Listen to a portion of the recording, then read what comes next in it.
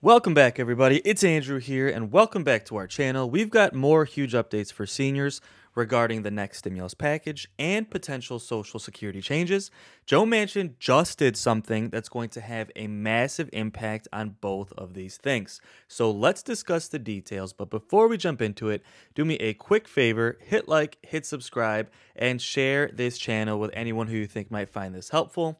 This is a community for seniors, and my job here is to be a voice for you and be a voice for seniors to make sure President Biden keeps his promise to increase Social Security benefits, increase SSI and SSDI, and even approve a stimulus check for seniors in this next stimulus package. Of course, Bernie Sanders is fighting to include a $1,000 to $2,000 debit card for seniors in this next package, but Joe Manchin continues to make things difficult. So we've got a lot of updates in this video, but before we jump into it, let's do a quick update on daily trending news.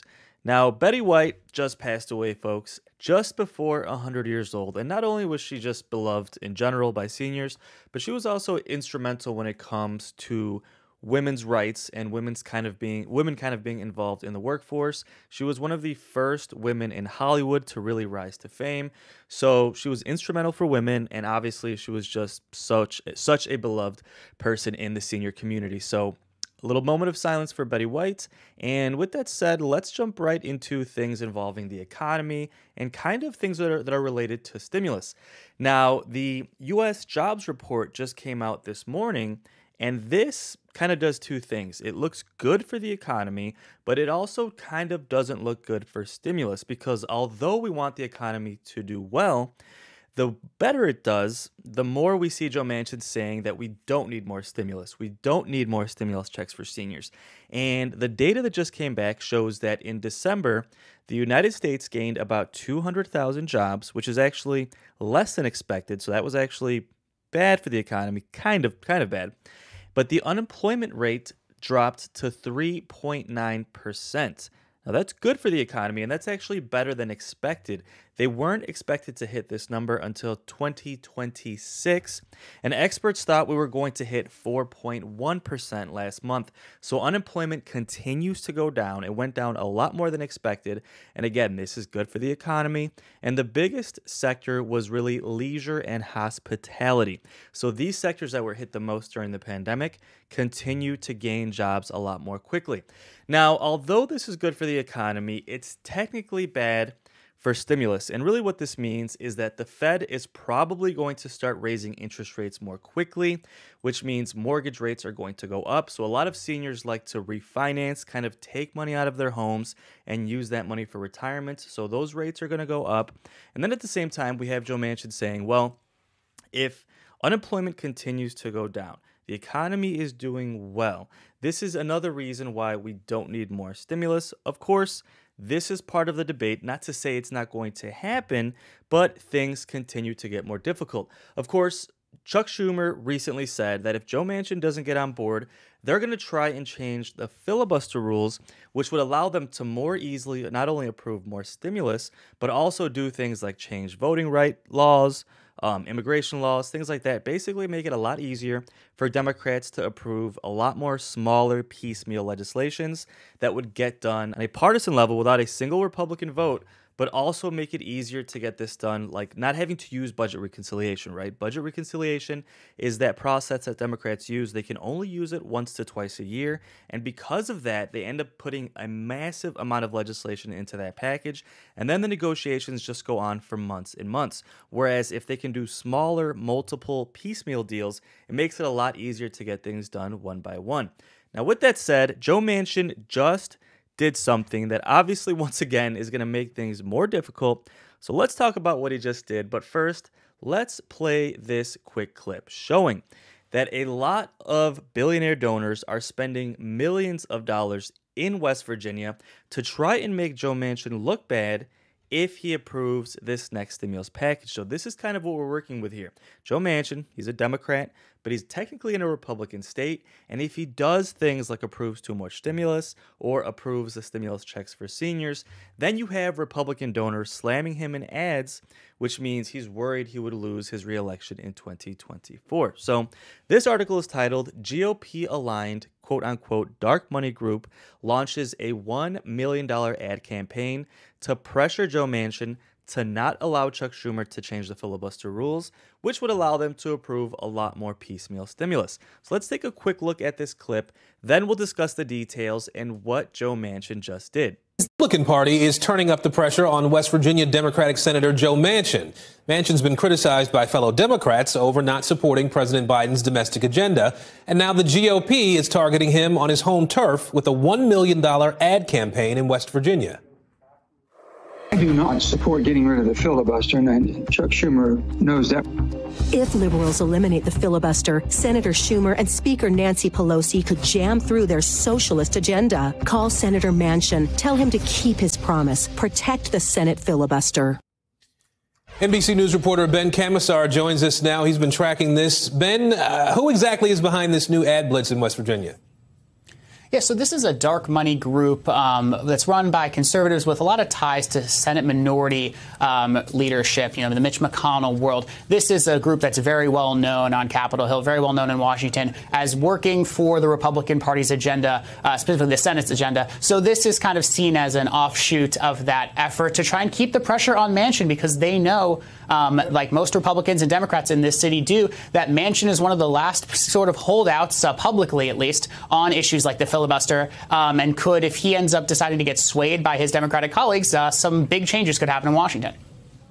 So what's the reality around Joe Manchin right now? I mean, is he actually vulnerable in West Virginia right now?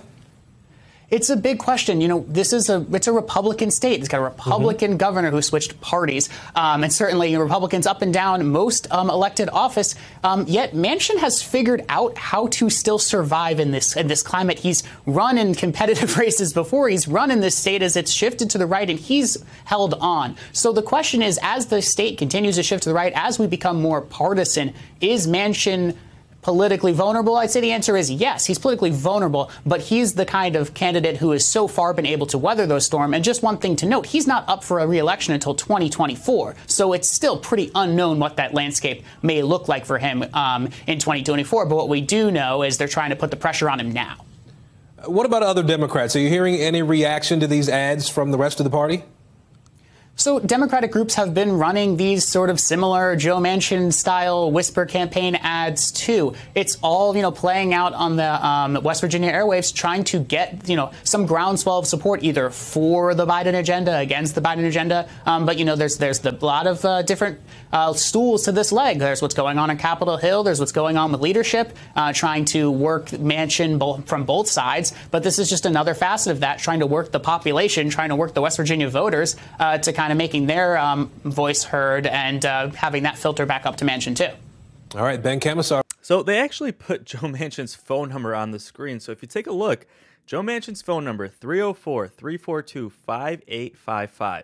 If you guys want to do us a favor, help our community out, call Joe Manchin's office, leave him a voicemail. It would be so awesome if we could leave like thousands of voicemails urging him to let Democrats change the filibuster rule, increase Social Security benefits, and approve the stimulus check for seniors that Bernie Sanders is trying to include. Now, so obviously this is all stemming from the fact that Chuck Schumer is from a Joe Manchin is from a Republican state.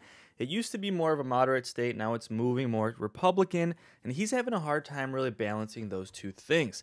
Well, Chuck Schumer is working with Joe Manchin, trying to find ways to get this done in a kind of sneaky way where he can help Democrats get it done, but not cost himself his own election in 2024. Not to mention that that's 2 years away, so a lot can happen in 2 years. So even if he helped Democrats approve the stimulus package, it's not necessarily going to hurt him, right? Especially after he just got the physical stimulus package done, which is supposed to do a lot for West Virginia when it comes to blue-collar jobs and just kind of rebuilding that physical infrastructure. So he's got the physical plan going for him. He was actually huge in writing that bill. Now he's obviously trimmed down the other stimulus check package much lower than they wanted to originally, so it wouldn't necessarily even make him look that bad. But these ads are being played by Republicans. But Chuck Schumer says, let's change the filibuster rules, not eliminate the filibuster, but change it. It's been changed before, like for things for approving Supreme Court justices, things like that. So they just kind of want to make a small tweak so Democrats can do things like approve more stimulus packages, approve voting right changes, things like that. These things are controversial, but when it comes to getting the next stimulus package done, and when it comes for Bernie Sanders to get this $1,000 stimulus check for seniors, that would be huge to getting that done. Well, what did Joe Manchin just do? Joe Manchin came out, again, shots firing, telling Chuck Schumer that it's going to be a really hard lift to change the filibuster rules. He's still putting his foot down. Joe Manchin basically is not bending on this subject. So let's take a look. This article says Manchin pops Schumer's bubble when it comes to changing the filibuster rules. Now, Chuck Schumer laid out his most forceful argument yet to change Senate rules and create a filibuster carve-out for voting rights and approving the next stimulus package. Senator Joe Manchin doused him with cold water immediately. The West Virginia Democrat told reporters minutes ago that a carve-out would be, quote-unquote, a heavy lift. Basically, he said, for us to go it alone, it comes back at you pretty hard. He's referring to the fact that if they do this on a partisan level, it's going to hurt them in the elections. And he thinks not just himself, but Democrats as a whole are going to get hit hard in these midterms coming up in November. And they're probably going to lose control of both the House and the Senate. So Joe Manchin thinks it's not just best for himself to try and have a more moderate bipartisan legislation. He thinks that Democrats have a better chance of maintaining control of both chambers, the House and the Senate, if they work in a more bipartisan way and don't do things that are so progressive like approving more stimulus checks and increasing Social Security benefits. Now, with that said, Chuck Schumer continues to press Joe Manchin. The White House has said they are still continuing to try and get the Build Back Better stimulus package done. And Press Secretary Jen Psaki just said that although Joe Manchin continues to try and fight and put his foot down, they're going to keep pushing forward and they expect to get the package done in the next couple of months. So Jen Psaki actually just spoke on the topic. Let's take a quick look. It's like a 30-second clip. See what Jen Psaki said. Then we'll discuss the details and what we expect to happen next. Majority Leader Schumer said yesterday that he expects negotiations to resume shortly in the near term between the president and Joe Manchin about Build Back Better. Do you have, I know you were asked about this yesterday, but let me see if I can get an update from you. Any timeline or guidance on when those discussions might start, and will they just start in short order, or is voting rights the priority right now? Well, we can walk and chew gum at the same time, and I can assure you that we are in touch with a range of senators and their staffs and committee staff about Build Back Better, even as we're working in lockstep with Leader Schumer about getting voting rights done, a huge priority to the president. So I would not confuse the legislative calendar with a lack of action or behind-the-scenes discussions about an important priority. Would the president ultimately, for the larger goal of seeing Build Back Better pass, be willing to sign a final piece of legislation that did not include an expanded child tax credit? I'm just not going to negotiate from here, but the president obviously sees the child tax credit extension as a key priority. He sees it as a benefit that has provided essential assistance to families across the country, has cut childhood poverty by 40%. That's an amazing statistic. I'd also note, and I mentioned this yesterday, but I got a little bit more information on it. So we are going to continue to fight absolutely to have it done. I would note, though, that Americans who qualified for the extended child tax credit will still receive half of the entire benefit when they file their taxes this year. So the families who have received monthly payments will get up to $1,800 for each child under 6 as when they file their taxes, and up to $1,500 for each child age 6 to 17. Obviously, that doesn't address what happens after here, but just an important component for people to know and understand.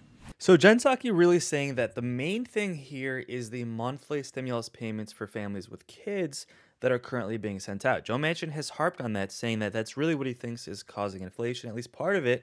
And Jen Psaki was asked, would the White House consider doing the stimulus package without those monthly stimulus payments for families? So this is one of the biggest things that we're currently keeping our eye on. Will the White House be willing to either lower or completely take out the monthly stimulus payments for families?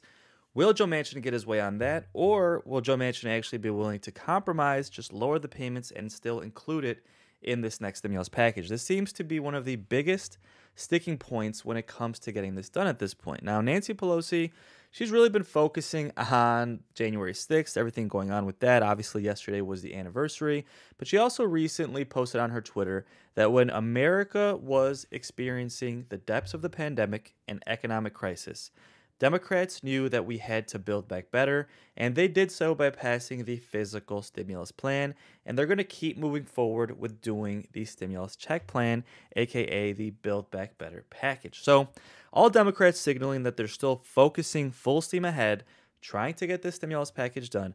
But again, Joe Manchin being pressured by Republicans in his state and moderate Democrats to try and either block this package from getting done and specifically block Chuck Schumer from changing the filibuster rules, which would allow Democrats to do multiple smaller piecemeal packages going forward, whether that be stimulus packages, Social Security changes, things on voting rights, things like that. So we're monitoring what's happening with the filibuster changes, whether or not Joe Manchin will get on board with that.